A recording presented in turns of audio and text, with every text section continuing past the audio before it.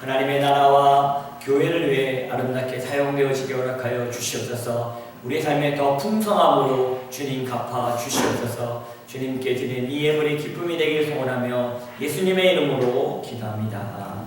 아멘.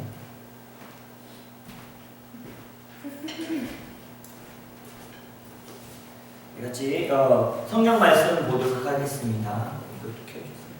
네, 마가복음 1장 11절에서 13절 말씀입니다. 마가복음 1장 11절에서 13절 말씀. 네, 같이 봉독하도록 하겠습니다. 자, 11절부터 13절 시작. 하늘로부터 소리가 나기를 너는 내 사랑하는 아들이라 내가 너를 사랑하시니 성령이 곧 예수를 광야로 몰아내신지라. 광야에서 40일을 계시면서 사탄에게 시험을 받으시며 들 짐승과 함께 계시니 천사들이 수종 들더라. 아멘. 같이 따라합시다. 치유와 회복되어 세계를 품자. 치유와 회복되어 세계를 품자. 우리 오늘 말씀의 제목도 한번 따라할까요? 하나님의 자녀를 이끄시는 성령님과 시험하는 사단. 하나님의 자녀를 이끄시는 성령님과 시험하는 사단. 오늘 이 시간 이 예배에 나온 모든 저와 여러분에게 하나님의 은혜가 있기를 예수님의 이름으로 축복합니다. 네. 우리는 하나님의 자녀입니다. 네. 우리 한번 선포할까요? 나는 하나님의 자녀입니다. 그래서 하나님의 자녀에게는 하나님의 축복과 능력과 기적이 약속되어 있습니다. 그런데 이 땅에 하나님의 자녀들이 그 복을 다 누리고 사는 것은 아니라는 거죠. 여러분이 하나님의 자녀인데 하나님이 약속하신 축복이 있는데 여러분 그걸 다 누리고 살고 있습니까? 아니에요. 왜 그럴까요? 그것을 믿음으로 선택하며 결단하고 사는 하나님의 자녀와 반대로 세상 것을 따라가고 죄를 선택하고 믿음으로 기도하지 않기 때문에 하나님이 약속하신 그 권세와 축복을 누리지 못하고 사는 사람들이 있다는 겁니다. 하나님은 모두를 사랑하십니다. 아멘이십니까? 따라합시다. 하나님은 모두를 사랑하십니다. 그렇습니다. 근데 또 하나가 있습니다. 따라합시다. 그러나 모두를 기뻐하지는 않습니다. 오늘 이 하나님이 예수님을 향해서 이는 내 사랑하는 자요 내 기뻐하는 자라고 말씀하셨는데 동일하게 우리에게도 내 사랑하는 자요 라고 하지만 정말 우리가 하나님이 기뻐하는 삶을 살고 있습니까? 여러분 우리가 하나님의 자녀라면 하나님께 사랑도 받아야 되지만 하나님의 기쁨이 되는 그런 자가 되시길 예수님의 이름으로 축복합니다. 예수님이 하나님의 뜻을 따라 세례 요한에게 세례를 받습니다. 이게 말이 안 되죠. 하나님 아버지 하나님께서 직접 예수님이 하나님의 아들이심을 증명하고 선언해주는 말씀이 11절 말씀인데 따라합시다. 하늘로부터 소리가 나기를 너는 내 사랑하는 아들이라 내가 너를 기뻐하노라 하시니라. 하나님이 아버지신 하나님이 아들 예수님을 인정했어요. 그리고 선언했어요. 내 사랑하는 아들이고 내가 너를 기뻐한다라고 세상에 선포하셨습니다. 우리도 하나님의 자녀입니다. 그리고 우리도 하나님이 기뻐하는 자들이 되어야 될 줄로 믿습니다. 그러면 하나님의 뜻을 이루기 위해서는 믿음의 선택과 순종이 필요하다. 그렇죠? 우리 하나님의 아들로서 살아가고 하나님의 주신 약속하신 그 복을 누리며 살아야 되는데 그러려면 우리가 믿음의 선택과 순종의 삶이 필요하다는 겁니다. 그래야지 하나님을 기쁘시게 할 수 있다는 거예요. 우리는 너무나 많은 핑계를 가지고 있습니다. 내가 편한 것을 선택하게 되고 합리화를 시킵니다. 일을 많이 하니까 피곤합니다. 세상 사람들이 이렇게 말하니까 난 이거 못하겠어요. 학생이니까 나는 돈이 없으니까 라고 하면서 믿음의 선택보다는 세상의 말에 귀 기울일 때가 많이 있다는 겁니다. 그러면 하나님을 기쁘시게 할 수 없다는 겁니다. 저도 중고등학교 시절 은혜를 받고 나서 하나님께 자꾸 드리고 싶었어요. 근데 있는 게 없지 않나요? 시간도 드리고 싶고 물질도 드리고 싶고 마음도 드리고 싶었어요. 그 시간을 드리는 거는 아침에 학교를 가기 전에 교회 드립니다. 가는 길이 있었기 때문에 기도하고 5분 10분이라도 기도하고 학교 갔다 오면서 또 교회 들에서 기도합니다. 30분씩 1시간씩 기도를 합니다. 그리고 집에 갔어요.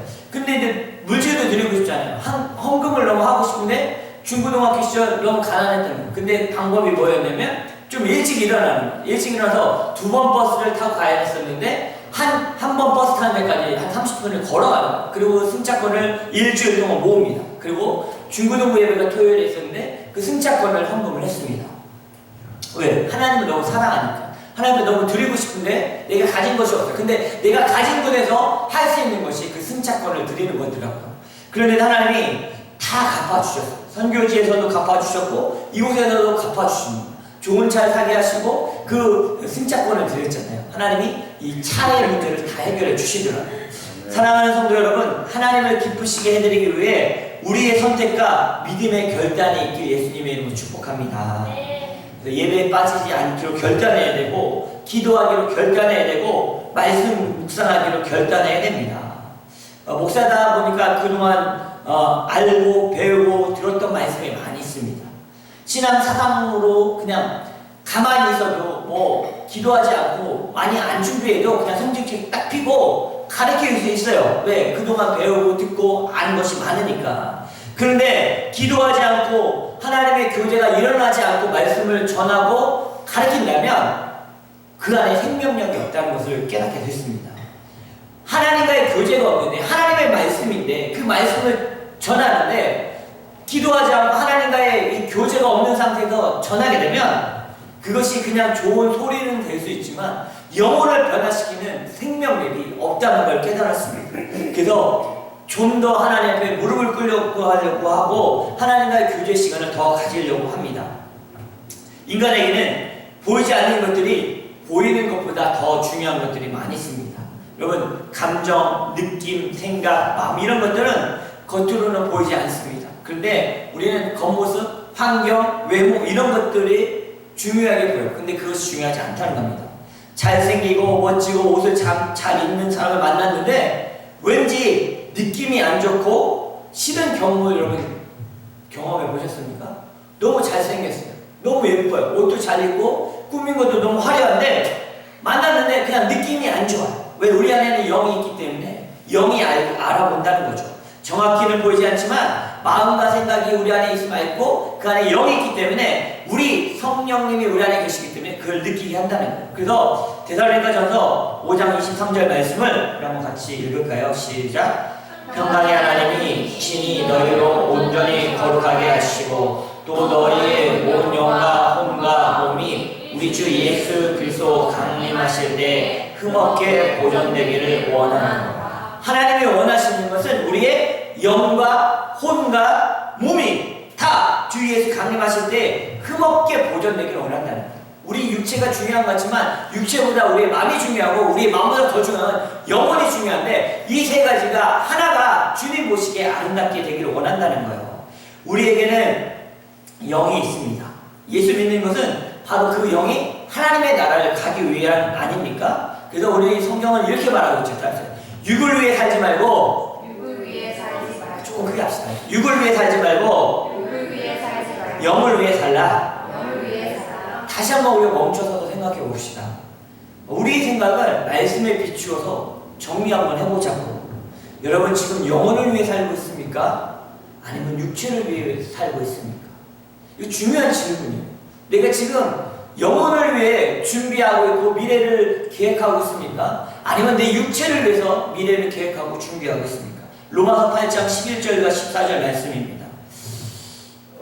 같이 읽을까요? 시작. 예수를 죽은 자 안에서 살리시니 영이 너희 안에 거하시면 그리스도 예수를 죽은 자 가운데서 살리신 이가 너희 안에 거하시는 그 영으로 말미암아 너희 죽을 영도 살리리라. 아멘. 읽을까요? 그러므로 형제들아 우리가 비친 자로되 육신에 대해서 육신대로 살 것이 아니라 너희가 육신대로 살면 반드시 죽을 것이로되 영으로서 몸의 행실을 죽이면 살리니 무릇 하나님의 영으로 인도함 받는 사람은 곧 하나님의 아들이라. 그래서 하나님의 영으로 살아가라 라고 말해주고 있어요. 히브리서 9장 27절과 28절도 한번 우리 읽을까요? 시작. 한번 죽는 것은 사람에게 정하신 것이요 그 후에 심판이 있으리니 이와 같이 그리스도도 많은 사람의 죄를 담당하시려고 단번에 백신바 되었고 구원에 이르게 하기 위하여 죄와 상관없이 자기를 바라는 자들에게 두 번째 나타나십니다. 인생은 반드시 있는 것이 있는데 죽음이라는, 우리 젊은 청년들 죽음이 없을 것 같죠? 고독입니다. 고독. 기대하십시오. 근데 모든 사람은 죽죠. 근데 죽음이 끝이 아니라는 거예요. 죽음이 세상에 있다는 거예요. 그것이 뭐야? 천국과 지옥이 있다는 거예요. 여러분, 이거 정말 우리가 이 가슴 깊이 새겨야 될 게, 죽음이 있고 죽음 뒤에 천국과 지옥이 분명히 있다는 거예요. 근데 천국에 갈 사람과 지옥에 갈 사람은 단 한 가지로 갈라진대. 바로 예수 그리스도라는 거예요. 예수 그리스도를 믿는 자는 천국에 가서 영원한 삶을 살 거고, 예수 그리스도를 구주로 믿지 않는 자는 영원한 지옥에 빠져서 영원한 고통, 불구덩이에 빠져서 죽을 수밖에, 영원히 죽지도 못하고 그곳에서 고통당한다는 거예요. 그런다면 우리가 지금 인생을 살아가는 지금의 시간이 천국과 지옥을 가르는 그 중요한 시간이에요. 또 천국에서도 어떤 삶을 살 것인가. 하나님께서는 상을 예배해 주시고 계시고 면류관을 준비하고 계시기 때문에 이 땅에서 우리가 어떻게 살아가느냐에 따라서 그 천국의 삶도 질이 달라진다는 겁니다. 로마서 8장 3절과 10절 말씀 한번 같이 읽을까요?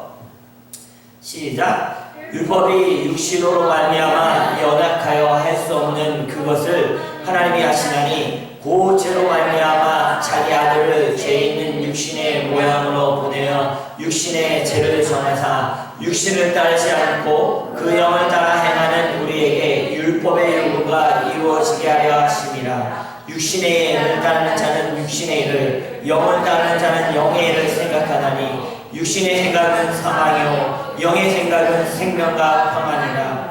육신의 생각은 하나님과 원수되나니 이는 하나님의 법에 굴복하지 아니할 뿐 아니라 할 수도 없으니라. 육신에 있는 자들은 하나님을 기쁘시게 할 수 없느니라. 만일 너희 속에 하나님의 영이 거하시면 너희가 육신에 있지 아니하고 영에 있나니 누구든지 그리스도의 영이 없으면 그리스도의 사람이 아니라. 또 그리스도께서 너희 안에 계시면 몸은 죄로 말미암아 죽은 것이나 영은 의로 말미암아 살아있는 것입니다.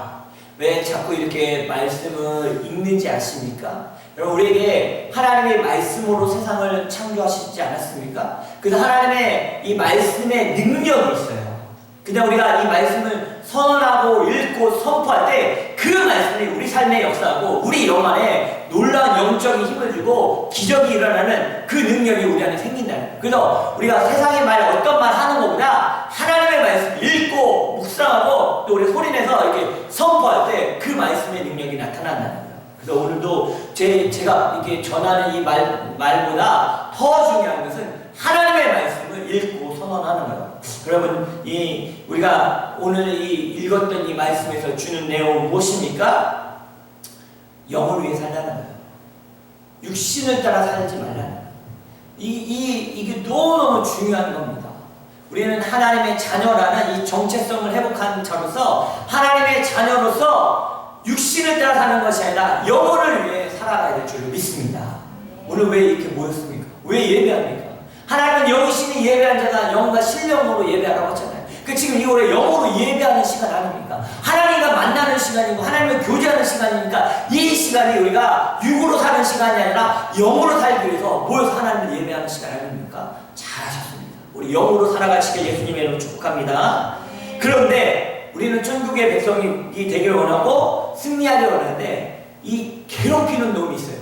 사단이 죄 가운데서 우리를 자꾸 더 죄짓게 하고 하나님과 멀어지게 한다는 거예요. 그래서 사단은 우리를 유혹해서 망하게 하려고 한다는 거죠. 우리 영혼력을 다 망하게 하려고 한다는 거예요. 그래서 오늘 이 두 가지 하나님의 자녀라고 예수님을 선언한 후에 두 가지 일이 일어납니다. 첫 번째는 성령이 이끄셨다. 넘겨주시면 12절 말씀 딱 읽읍시다. 성령이 곧 시작. 성령이 곧 예수를 광야로 몰아내신지라. 킹제임스 버전에 드라이븐이라고 되어 있고 NIV는 센트라고 되어 있어요. 성령님께서 예수님을 킹제임스 버전으로는 드라이븐에서 이끌고 갔다는 거예요. 운전수가 성령님이 되셨다는 거예요. 그러니까 어떤 길을 가는데 그게 자기의 결정이 아니라 성령님이 몰고 가셨다는 거예요. 광야로 광야로 몰고 가셨다는 거예요. 이 세례를 받은 다음에 하나님의 아들이야 선언한 이후에, 그렇다면 우리의 삶에도 우리가 하나님의 자녀로 선언되어진 순간 사단이 우리를 공격해 올 수 있다는 겁니다. 그리고 그렇지만 그럼에도 불구하고 성령님이 우리의 삶을 이끄시고 있음을 여러분 믿으시기 바랍니다. 13절에 보면 광야에서 40일을 계시며 사탄에게 시험 받으시며 들진 순간 함께 천사들이 수종 들더라. 그래서 오늘의 말씀의 제목이 하나님의 자녀를 이끄시는 성령님과 시험하는 사단에 대한 이야기를 하는 거예요. 여러분, 성령님이 여러분의 삶을 이끄심을 믿길 바랍니다. 근데 사단도 여러분의 삶을 방해하기 위해서 시험한다는 거예요. 근데 이 여러 가지 시험이 있었죠. 우리 하나님의 자녀에게 일어나는 두 가지 일입니다. 성령의 이끄심과 사단의 시험.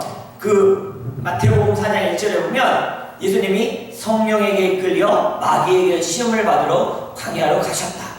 누가 우리의 삶을 이끌고 있어요? 성령님께서. 그런데 시험을 누가 합니까? 마귀 사단이 합니다. 우리는 처음에는 어떤 것이 하나님의 뜻인지 잘 분별이 안 됩니다. 여러분, 하나님의 뜻이 잘 분별됩니까? 이게 하나님의 뜻인지 알면 그대로만 따라가면 되는데 잘 분별이 안 돼요. 그래서 우리는 어떻게 되면 하나님께 물어야 됩니다. 어떻게? 하나님, 이게 맞아요? 저게 맞아요? 또 쉽게 얘기하면 내가 짜장면 먹을 거야. 짜장면집 가서. 하나님, 짜장면 먹어요? 짬뽕 먹어요? 이렇게 훈련하기 시작하면 조금 더 이렇게 하나님의 음성이 들려지고 분별이 되어져요. 하나님, 이 길로 갈 거야? 저 길로 갈 거야? 이야기하듯이. 하나님, 내 인생에서 이것도 좋은 거 같고 이것도 좋은 것 같아. 나는 모르겠어요. 하나님, 어떤 걸 해야겠죠? 그러면 하나님께서 마음 가운데 조금씩 말씀하시기 시작하는 거를 들려지기 시작한다는 거예요. 그러니까 이게 좋은 것 같아요. 그냥 확 가버리면 그건 하나님과 상관없이 자기의 길을 계획하는 경우가 많다는 겁니다. 그래서 우리는 기도라는 걸 하죠. 하나님, 이게 맞습니까? 이게 하나님 뜻입니까? 그럼 하나님이 그 길을 분명히 이끌어 주신다는 거예요. 근데 사단이 시험합니다. 아니야 라고. 그래서 어떤 시험을 합니까? 유혹이 세 가지가 있죠. 마태복음 4장에 보면 이런 시험을 합니다. 만일 하나님의 아들이거든 명하여 이 돌들로 떡덩이가 되게 하라. 이게 첫 번째 마귀의 시험은 뭐냐면 신분에 대한, 자기 신분에 대한 의심을 하게 돼요. 너 하나님 아들 맞아? 만일 네가 하나님 아들이거든, 너 예수 믿는 사람 맞아? 네 안에 성령이 계셔? 자꾸 사단은 의심을 줍니다. 그러면서 또 하나의 유혹이 뭡니까? 지금 광야로 가서 얼마나 배고프시겠어요? 배고픈 상태 아닙니까? 먹는 것으로 공격한다. 사단은 우리에게 의식주 문제로 공격해요. 돈의 문제로 공격한다는 거죠. 돈이 없으니까 먹을 거 사마 없는 물질적인 문제, 경제적으로 어려지면 사람의 마음이 좁아지고 소심해지고 째째해집니다. 제가 그렇더라고요.